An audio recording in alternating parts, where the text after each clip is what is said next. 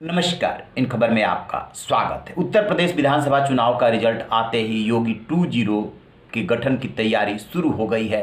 खबर है कि मुख्यमंत्री योगी आदित्यनाथ, प्रदेश अध्यक्ष स्वतंत्र देव सिंह, संगठन मंत्री सुनील बंसल समेत तमाम बड़े नेता दिल्ली पहुंच रहे हैं और यहां पे उनकी मुलाकात अध्यक्ष जेपी नड्डा, गृह मंत्री अमित शाह और प्रधानमंत्री नरेंद्र मोदी से भी हो सकती है। खाका खींचा जा रहा है, लेकिन सबसे बड़ा सवाल ये है कि योगी 2.0 से 2024 की तैयारी शुरू होनी है। लिहाजा मंत्रिमंडल में कौन कौन शामिल होंगे, क्या डिप्टी चीफ मिनिस्टर बनेंगे तो योगी 1 की तरह 2 बनेंगे या 3 बनेंगे, क्या दलित डिप्टी चीफ मिनिस्टर भी बनाया जाएगा, केशव प्रसाद मौर्य का क्या होगा, क्योंकि केशव प्रसाद मौर्य समेत 11 मंत्री चुनाव हार चुके हैं। सुनिए जरा इस पे एक रिपोर्ट। योगी मंत्रिमंडल के जो मंत्री चुनाव हारे हैं उनमें सबसे ऊपर deputy chief minister Keshav Prasad Maurya है, जो सिराथू से पल्लवी पटेल से लगभग 7,500 मतों से चुनाव हार गए हैं।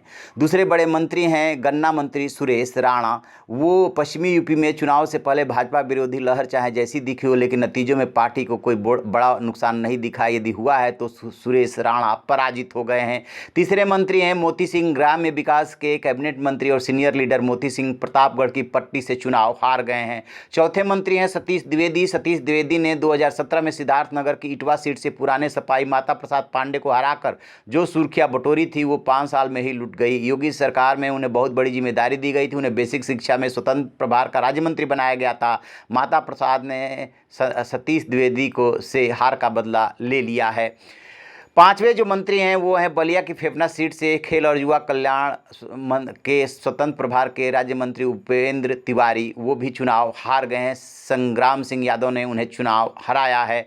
और बलिया से ही एक और सीट है बैरिया, जहां से कि सुरेंद्र सिंह बीजेपी के विधायक बागी होकर के चुनाव लड़े और आनंद स्वरूप शुक्ला जो बलिया सदर से थे उनको बैरिया शिफ्ट कर दिया गया। लिहाजा सुरेंद्र सिंह को जो 28,000 के आसपास वोट मिले उसकी वजह से वो भी चुनाव हार गए हैं और वहां से जीते हैं सपा के उम्मीदवार। 8वें मंत्री हैं पीडब्ल्यूडी में राज्य मंत्री चंद्रिका प्रसाद उपाध्याय। ये भी हार गए हैं, चित्रकूट से चुनावी मैदान में थे। संगीता बलवंत भी चुनाव हार गई हैं गाजीपुर सदर से। छत्रपाल गंगवार, योगी सरकार में राज्य मंत्री छत्रपाल गंगवार भी चुनाव हार गए हैं। योगी सरकार में कृषि राज्य मंत्री रहे लाखन सिंह राजपूत भी अपने चुनाव नहीं बचा पाए। औरैया जिले की दिव्यापुर से लड़े लाखन सिंह को किस्मत ने धोखा दिया। हुए महज 473 वोटों से सपा के प्रदीप कुमार यादव से चुनाव हार गए। जैसा कि आपने सुना तो उन 10 मंत्रियों में तो कोई दिक्कत नहीं है, लेकिन केशव प्रसाद मौर्य एक पिछड़ों के ऐसे नेता हैं जिन्हें कि इस चुनाव में और 2017 के चुनाव में भी यूपी में पेश किया गया था और घूम घूम करके इन्होंने पार्टी का प्रचार किया था।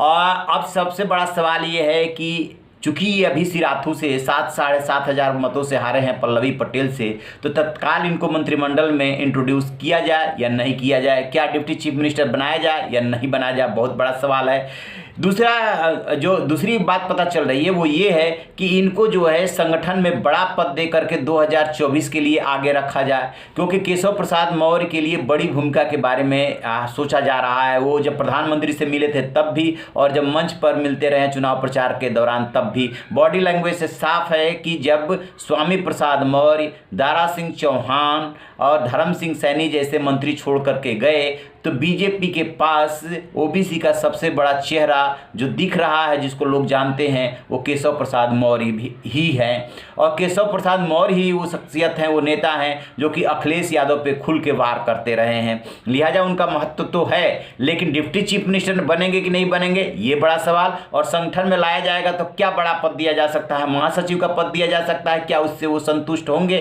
क्योंकि चुनाव हार चुके हैं। एक बात और आपको बता दें कि योगी से उनकी कभी नहीं बनी, ऐसी मीडिया में खबरें आती रही है। हालांकि दोनों नेता इस बात को नकारते रहे हैं, लेकिन स्टूल मंत्री कह के अखिलेश यादव ने उनको बहुत चिढ़ाया था और एक तस्वीर भी वायरल हुई थी जिसमें वाकई में वो योगी और जो दिनेश शर्मा दूसरे डिप्टी चीफ मिनिस्टर रहे उनके बीच में स्टूल पर बैठे नजर आ रहे हैं।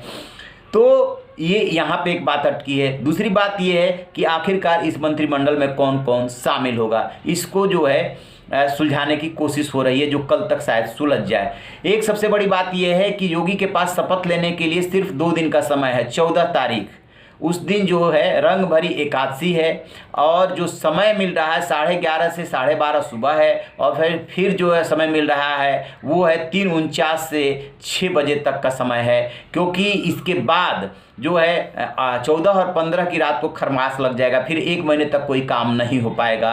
तो अभिजीत मुहूर्त सुबह का है, तो क्या इसी दौरान वो ले लेंगे शपथ, या होली बाद की भी बात आ रही है कि होली बाद लेंगे, फिर होली बाद लेंगे तो खरमास शुरू हो जाएगा। चूंकि बीजेपी इन बातों का बहुत ज़्यादा ध्यान रखती है, इसलिए सबकी नज़र इस बात पे है कि योगी का शपथ ग्रहण कब और उसमें कौन कौन शामिल होगा, केशव मौर्य का क्या होगा। तो आप रहिए ना बेखबर, देखते रहिए इन खबर। Thank you.